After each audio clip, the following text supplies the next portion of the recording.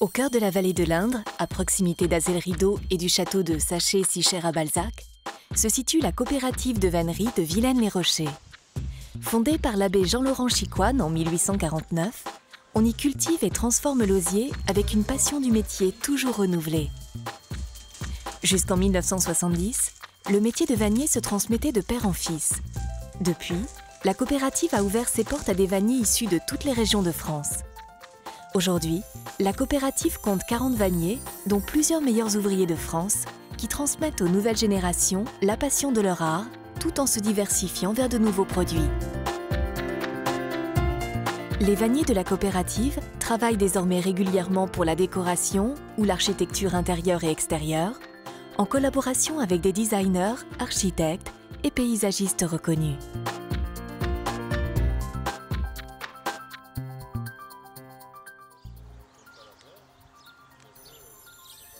Mais en premier lieu, intéressons-nous à la culture de l'osier, rejet d'un an d'une souche de saule.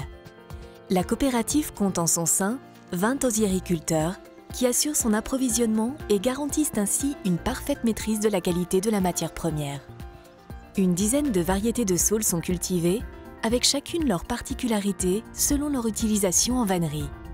C'est la diversité des variétés utilisées qui donneront au brin d'osier des couleurs allant du jaune d'or au vert tendre, en passant par le brun et le rouge pour l'osier brut et une couleur doré miel pour l'osier écorcé. Le Salix triandra, ou noir de Vilaine, est un osier très dur qui convient pour les travaux fins.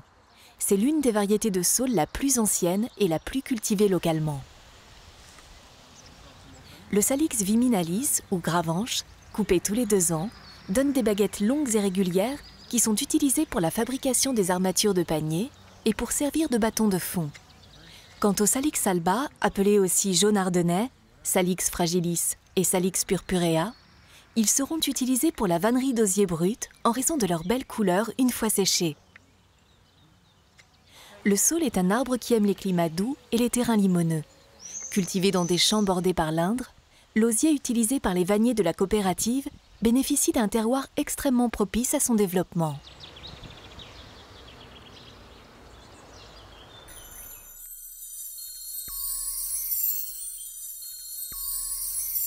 Pour la mise en place d'une parcelle d'osier, les boutures de saule prélevées sur les pousses de l'année sont mises en terre en fin d'hiver. Avec les années, une souche se forme. Une plantation est exploitée pendant 20 à 25 ans. À l'automne, les branches qui ont poussé durant le printemps et l'été peuvent dépasser 3 mètres de hauteur.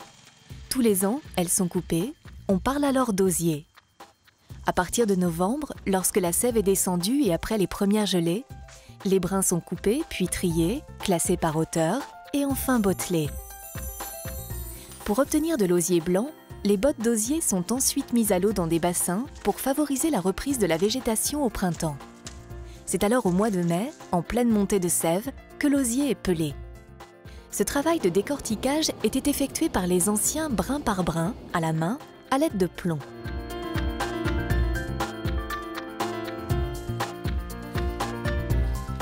Ensuite sont apparues au cours des années 30 des machines à décortiquer permettant de peler poignée par poignée.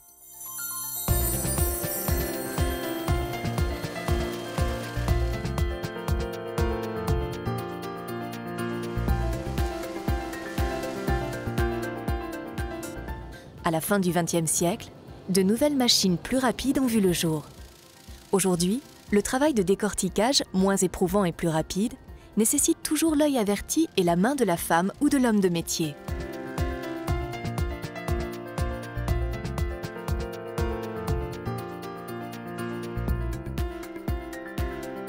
Une fois décortiqué, le brin d'osier est alors mis à sécher, puis bottelé et stocké dans les greniers. Ainsi débarrassé de toute trace d'humidité, il pourra être conservé pendant plusieurs années. L'osiericulteur passe alors le relais au vannier. La coopérative de Vilaine-les-Rochers compte aujourd'hui 40 vanniers qui, tous les jours, à l'aide de leurs mains et de quelques outils seulement, réalisent coffres, sacs, paniers, berceaux, mobilier pour la boulangerie, mais aussi des pièces sur mesure issues de l'imagination des designers et architectes.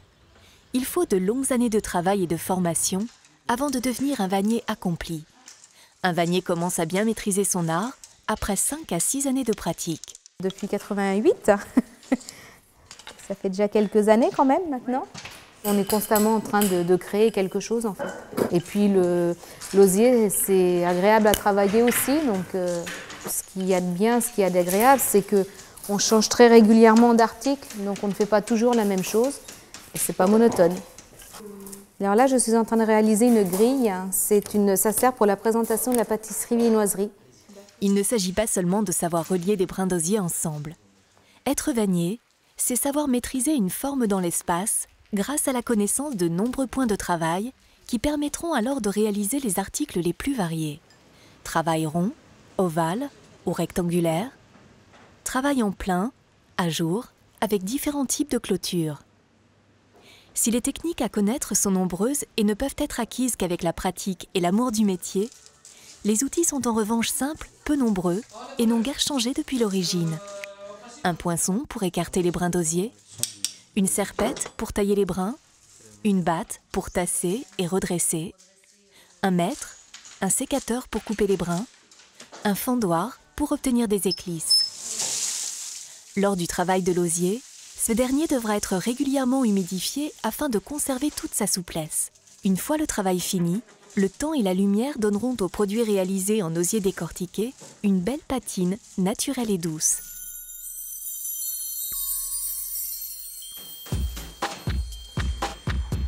La coopérative s'est engagée depuis toujours dans le développement d'une vannerie haut de gamme, s'appuyant sur la qualité et la durée de vie de ses produits et la créativité de ses vanniers. Une partie importante de la commercialisation est réalisée auprès des boulangers, pour l'agencement des boutiques et des magasins alimentaires, pour la présentation, donnant ainsi aux produits présentés une véritable touche traditionnelle.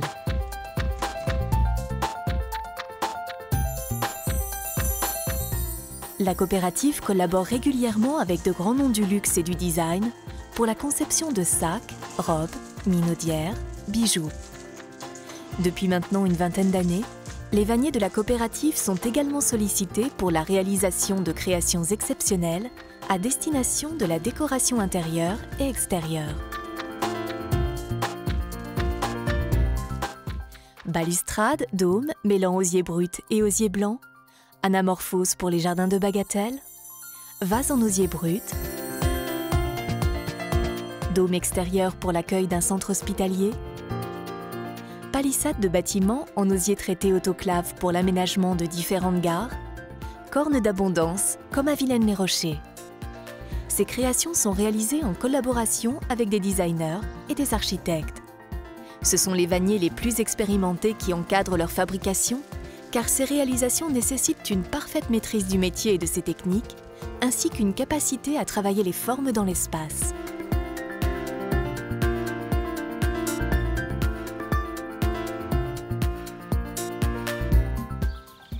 Depuis quelques années, la coopérative travaille aussi l'osier vivant ainsi que le châtaignier.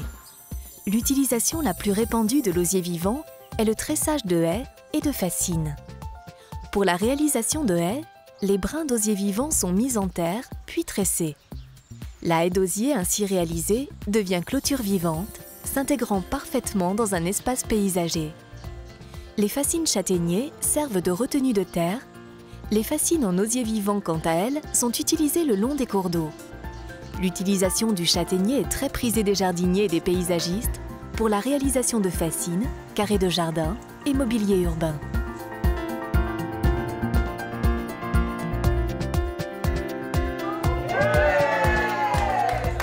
L'organisation de la vannerie de Vilaine en coopérative est une garantie de stabilité et de pérennité, car elle repose sur la solidarité des femmes et des hommes qui la composent en tant qu'adhérents et salariés. Depuis des siècles, le travail d'osiericulteur et de vannier se transmet de génération en génération, gage de produits de qualité. Mais la coopérative est également résolument tournée vers l'avenir grâce à sa puissance créative et ses réalisations originales. Nul doute que les osiericulteurs et vanniers de la coopérative sauront aborder les défis du XXIe siècle grâce aux nouvelles générations, déjà passionnées par le métier.